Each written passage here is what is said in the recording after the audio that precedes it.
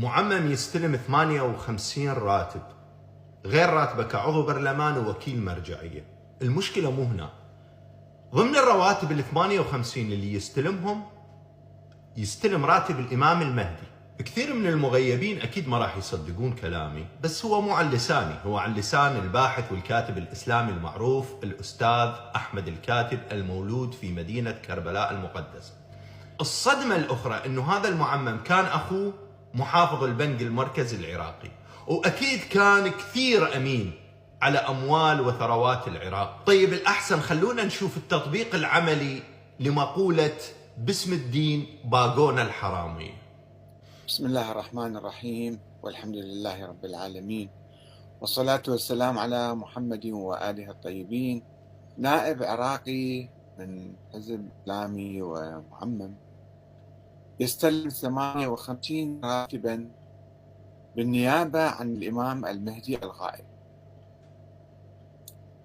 هل هي حالة فردية شاذة أم ظاهرة اجتماعية عميقة في المجتمع العراقي الشيعي؟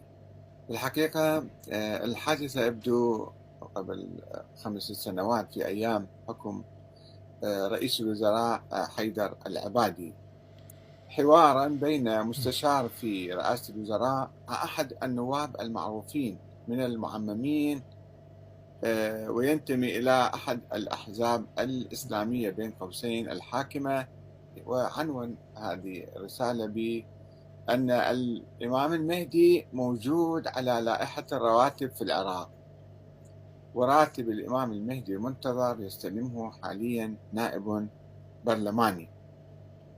ومستشار يسأل نائبا عراقيا: لماذا تأخذون رواتب الإمام المهدي وهو غائب؟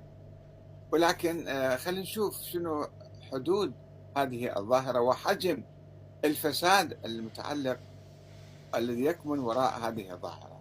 تم تحديد مقابلة بين المستشار في رئاسة الوزراء مع النائب، هو يجيب اسمه ولكن أنا حطيته بين قوسين وما حبيت أذكر الاسم.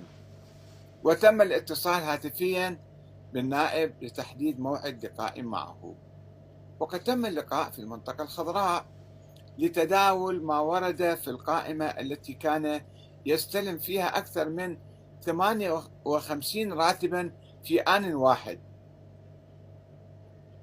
58 راتب في آن واحد. وبعد اللقاء وتوجيه الأسئلة للنائب المحترم وسؤاله عن فقرة مبهمة، أوضح النائب أن هذه الفقرة تعني الحقوق